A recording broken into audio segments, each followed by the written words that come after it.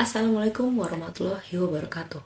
Om Swastiastu, Namo Buddhaya, dan salam kebajikan. Perkenalkan, saya Teresia Feminanti Pardosi, mahasiswa hukum dengan NIM 24400-591.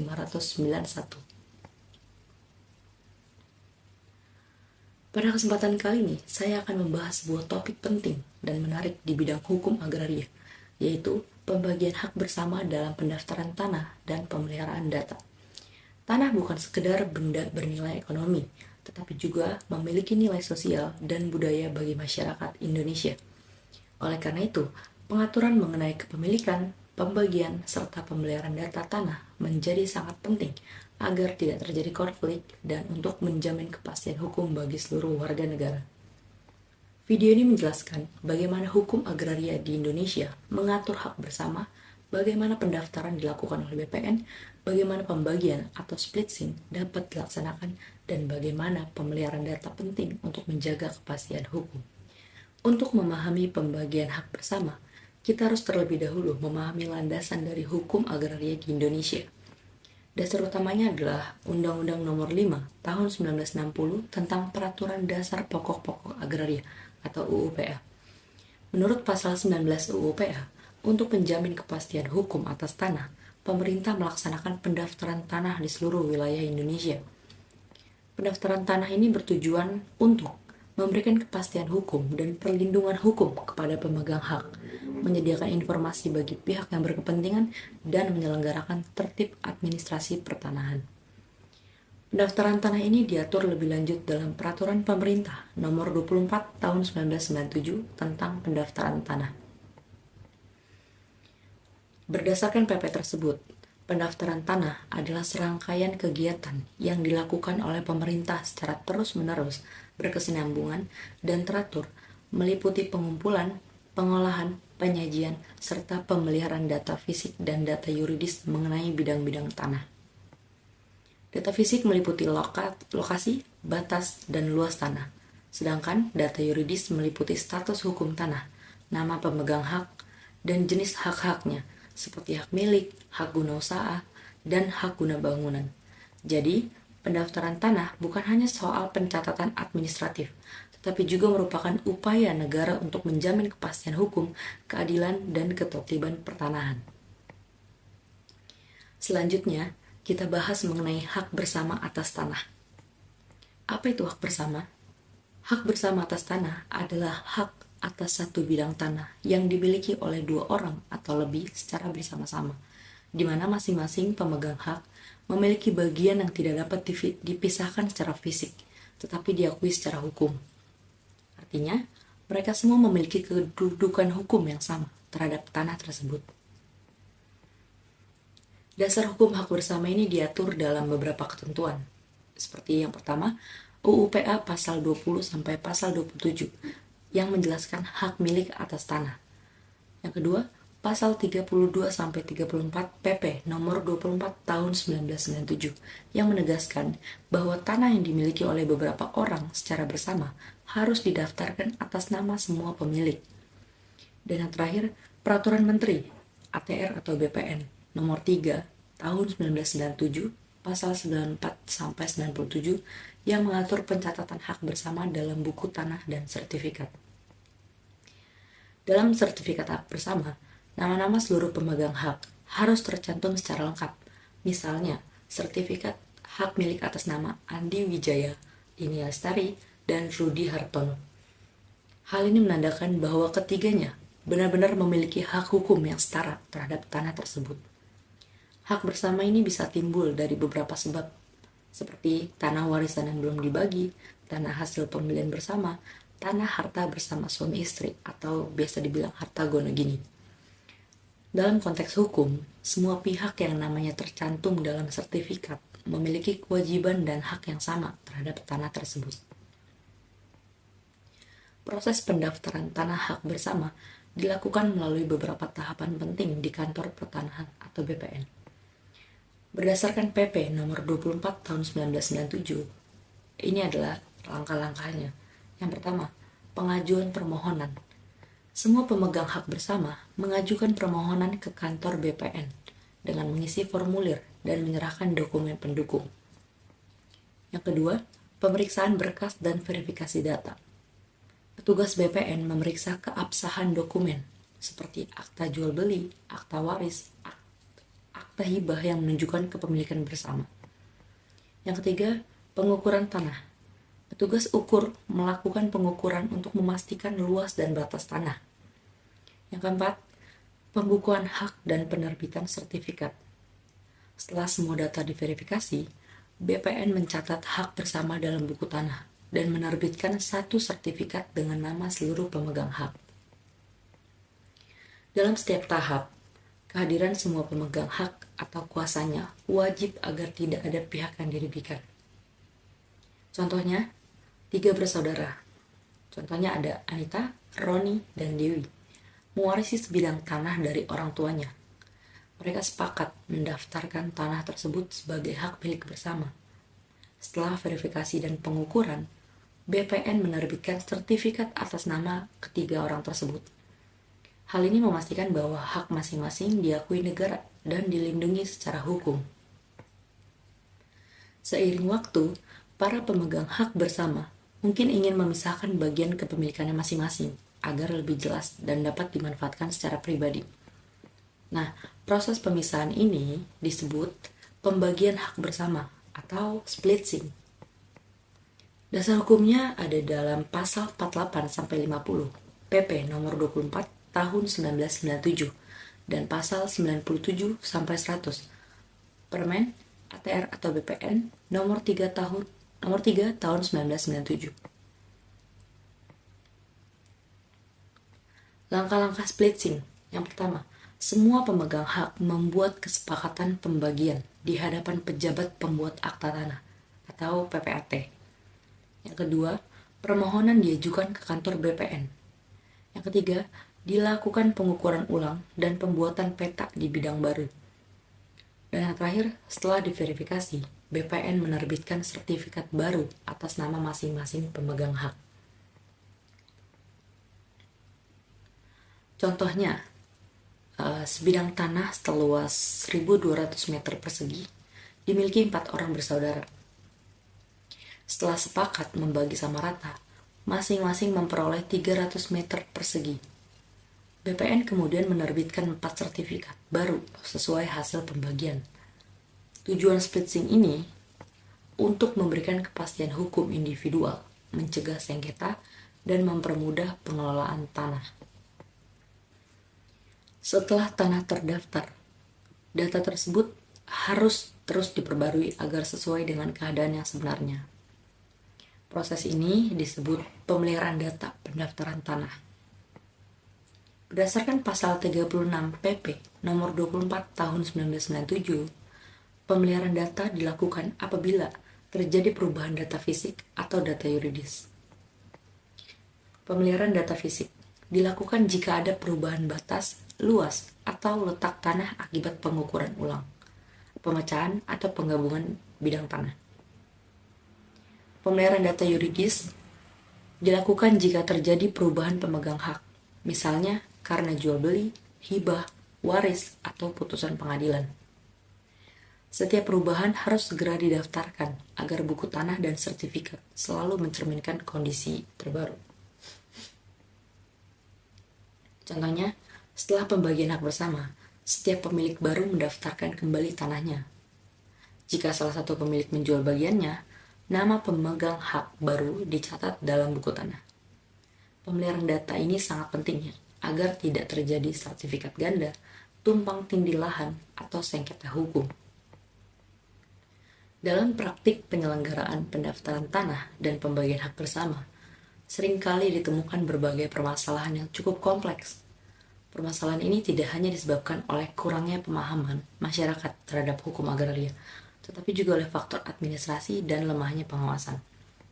Ini adalah beberapa permasalahan umum yang sering terjadi di sekitar kita, beserta analisis dan solusinya menurut hukum positif di Indonesia. Yang pertama, sengketa antar pemegang hak bersama. Permasalahan yang paling sering muncul adalah sengketa antara para pemegang hak bersama. Contohnya, dalam satu bidang tanah yang dimiliki oleh 4 orang bersaudara, Salah satu di antara mereka menjual bagian tanah tersebut tanpa persetujuan pihak lain. Akibatnya, pembeli mengklaim tanah tersebut, sementara pemegang hak lainnya menolak dan merasa dirugikan. Nah, kasus seperti ini sering banget berujung ke pengadilan karena menyangkut pelanggaran hak bersama.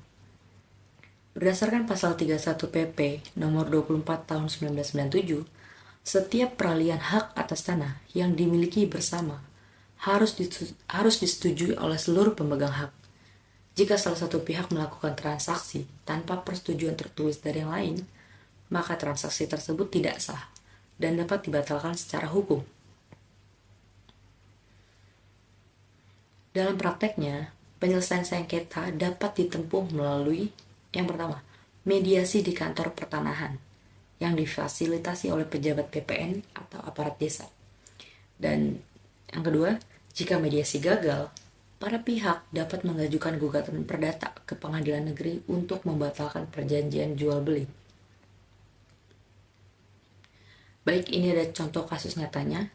Dalam putusan Mahkamah Agung, terjadi sengketa antara ahli waris atas bidang tanah di Surabaya yang salah satunya menjual tanah tanpa persetujuan pemilik lain. Mahkamah Agung memutuskan bahwa jual beli tersebut tidak sah. Kenapa? Karena dilakukan tanpa persetujuan seluruh pemegang hak. Kasus ini menunjukkan pentingnya kesepakatan bersama dan pencatatan resmi dalam setiap perubahan hak atas tanah bersama. Yang kedua, kesalahan administratif dan data ganda. Permasalahan berikutnya adalah kesalahan administrasi atau tumpang tindih data yang sering terjadi akibat ketidaksinkronan antara data fisik dan data yuridis. Misalnya, sertifikat tanah mencantumkan nama pemilik yang sudah meninggal dunia. Namun, ahli waris belum melakukan pemeliharaan data.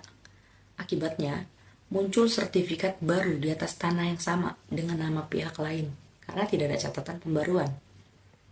Menurut pasal 36 PP nomor 24 tahun 1997, setiap perubahan keadaan tanah atau pemegang hak wajib didaftarkan agar data pertanahan selalu mutakhir. Kalau sudah terjadi seperti ini, solusinya adalah pemegang hak harus melaporkan setiap perubahan data, baik fisik atau yuridis, ke kantor pertanahan. BPN harus meningkatkan sistem digitalisasi data pertanahan agar meminimalkan risiko duplikasi atau manipulasi data. Yang ketiga, solusinya adalah pengawasan internal perlu diperkuat agar tidak ada penerbitan sertifikat ganda untuk satu bidang tanah. Ada contoh kasus lagi dalam putusan PT UN Jakarta. Penggugat menggugat BPN karena mengeluarkan 2 sertifikat atas bidang tanah yang sama. PT UN memutuskan bahwa sertifikat kedua batal demi hukum karena penerbitannya tidak sesuai prosedur dan mengabaikan hak pemilik pertama. Yang ketiga, tanah warisan yang tidak segera didaftarkan. Permasalahan lain yang juga sering muncul adalah tanah warisan yang tidak segera didaftarkan oleh ahli waris. Dalam banyak kasus, orang tua meninggal dunia dan meninggalkan tanah, tetapi anak-anaknya tidak segera mengurus balik nama atau pendaftaran waris. Akibatnya, tanah tersebut sering kali menjadi objek sengketa di kemudian hari, karena masing-masing ahli waris mengklaim bagian yang berbeda. Berdasarkan pasal 42 PP nomor 24 tahun 1997, perubahan kepemilikan karena waris harus segera didaftarkan dengan melampirkan akta waris, surat keterangan waris, dan dokumen pendukung lain. Jika tidak dilakukan, maka secara hukum kepemilikan masih melekat pada pewaris, sehingga ahli waris tidak dapat melakukan tindakan hukum atas tanah tersebut. Solusinya, ahli waris wajib segera mendaftarkan peralihan hak setelah pewaris meninggal. Pemerintah daerah dan BPN perlu melakukan edukasi hukum tentang pentingnya pendaftaran tanah warisan. Solusi yang terakhir adalah notaris dan PPRT harus memastikan bahwa akta waris dibuat sesuai prosedur hukum. Contoh kasusnya dalam putusan Mahkamah Agung, seorang ahli waris menjual tanah warisan tanpa sertifikat atas nama dirinya sendiri. Mahkamah Agung memutuskan jual beli tersebut tidak sah karena tanah masih tercatat atas nama pewaris dan belum dilakukan pendaftaran peralihan hak waris. Permasalahan yang keempat, tidak dilakukannya pemeliharaan data setelah pembagian. Setelah dilakukan pembagian hak bersama atau splitting, seringkali para pemilik baru tidak memperbarui data tanah di BPN. Ini akibatnya, meskipun secara faktual tanah sudah dibagi, dalam sistem pertanahan tetap tercatat sebagai satu bidang tanah milik bersama. Hal ini menimbulkan kesulitan ketika salah satu pemilik ingin menjual, mengagundkan atau mengurus izin bangunan karena nama yang tertera di sertifikat masih mencantumkan pemilik lama.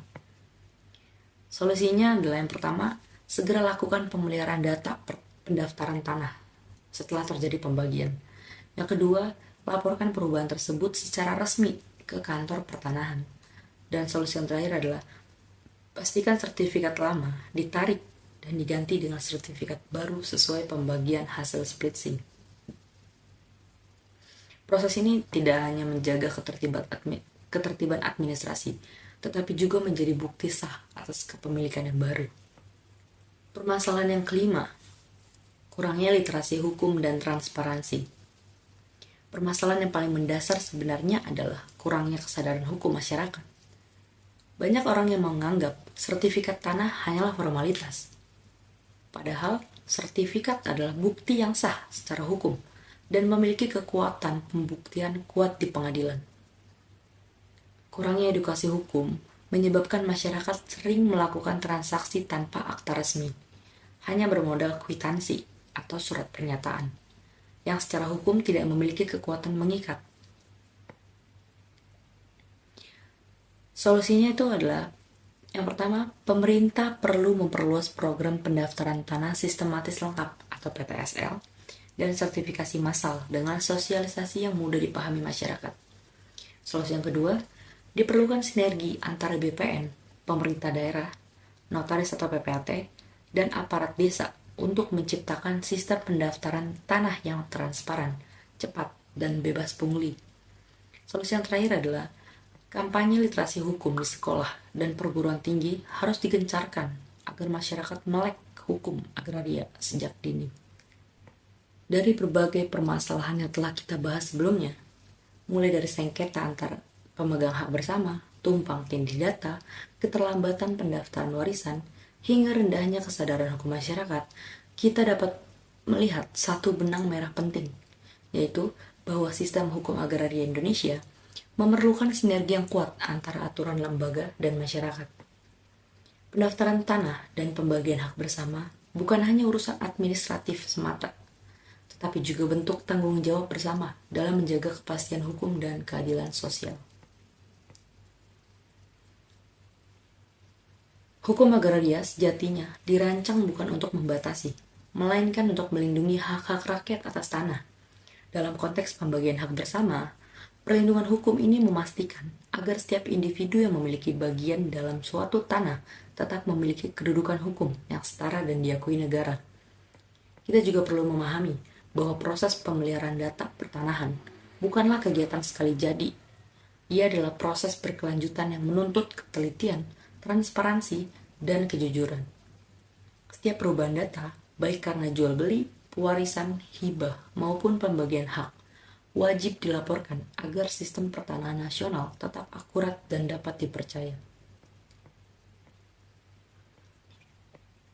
Ketika masyarakat tidak melakukan pemeliharaan data, muncul banyak masalah, sertifikat ganda, klaim sepihak, dan bahkan penyalahgunaan hak atas tanah.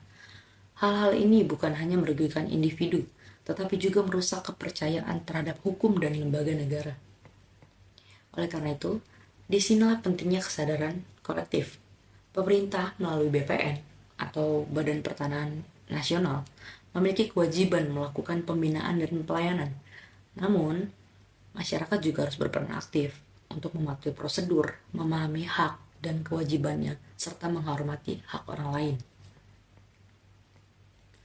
Transisi ke era digital seperti sistem elektronik pendaftaran tanah atau SEPT yang mulai diterapkan BPN ini menjadi momentum penting. Dengan digitalisasi, proses pencatatan, pembagian hak dan pemeliharaan data bisa dilakukan lebih cepat, efisien, dan transparan. Namun, sistem digital yang canggih sekalipun tidak akan berarti jika masyarakat belum memahami nilai hukum yang melandasinya.